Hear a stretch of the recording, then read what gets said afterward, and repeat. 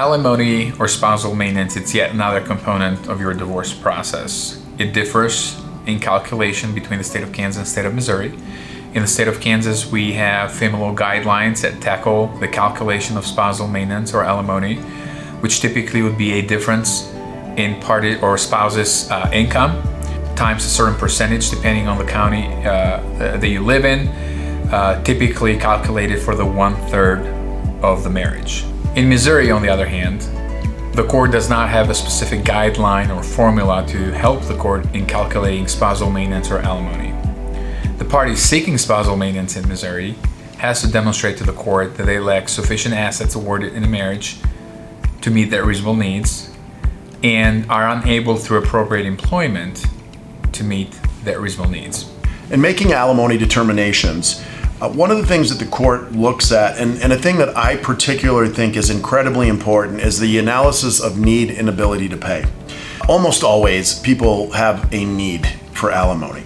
And so, but that does need to be analyzed in detail in terms of how much money you're making or capable of making and where you're falling short.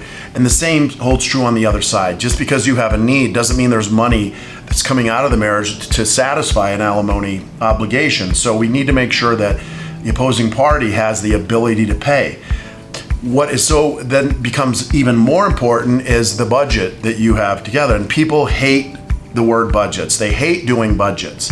But I will tell you this, if you do nothing else in your alimony case than to do an accurate budget, you're going to be ahead of 90% of the people that have these types of cases.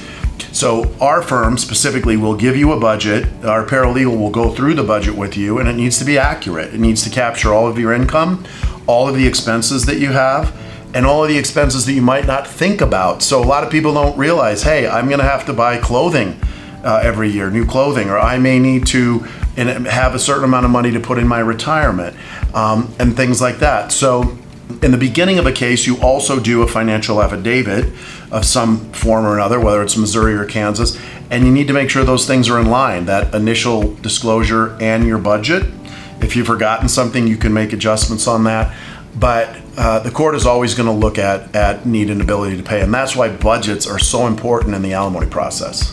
Depending where you live, let's say for example in the state of Kansas, depending on the county where the divorce is being processed, if a marriage is less than 3 years old, the court sometimes might not even award any spousal maintenance at all, disregard some of the economic differences between the spouses, such as the gross income differences. Now, temporary maintenance sometimes is a little different because on temporary basis the situation can be a little different as the parties go through the process. But as far as permanent basis is concerned, again, on marriages less than 3 years old, the court sometimes might not even order maintenance. The marriage is over 3 years old, the court looks at 1/3 of the marriage as far as the length of time in ordering modifiable maintenance that can be modified downwards or terminable pursuant to Kansas law. On the Missouri side, again, it's a little different than Kansas because there is no set formula. There is no set guideline on how long the marriage has to be for the court to award maintenance. So sometimes if there is judge to judge or county to county, sometimes if you have a marriage 10 or less than 10 years old, the court might not even consider maintenance, disregard the economic differences between the parties, and sometimes they do. But there is no such thing as length in Missouri. So in Missouri, the court can order modifiable maintenance. It just says modifiable, and parties can try to modify or attempt to modify a year down the road, 2 years down the road, 3 years down the road, 10 years down the road, depending on the change of circumstances between the spouses. And sometimes that modification can be modification for upwards or downwards, and sometimes can be a termination of spousal maintenance. And then another type of maintenance in the state of Missouri that's not in Kansas is that in Missouri, the court could order non-modifiable maintenance, which means for the rest of the life of the recipient. A lot of people don't realize that alimony claims can be resolved without paying alimony. And what I mean by that is you can satisfy an alimony obligation by a disproportionate distribution of the assets and debts in a case. Let me give you an example. You may have a case where alimony is appropriate. You may have a joint 401k account to which you're both entitled to half. It is possible for one party to trade, for example, their interest in that 401k and then waive alimony, so you're getting the money. Now, why is that important? Why is that a good idea? Well, in 2018, the tax laws changed around alimony. It used to be that the person paying the alimony could deduct that against their income on their taxes, and then the person receiving it would claim it as income.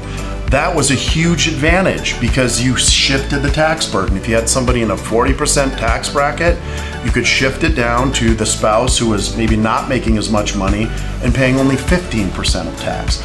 All that has gone away. So alimony is always taxed to the person paying it. So your ability to do that allows you to get around, paying income tax on that because there is no tax on just property distributions in a divorce case.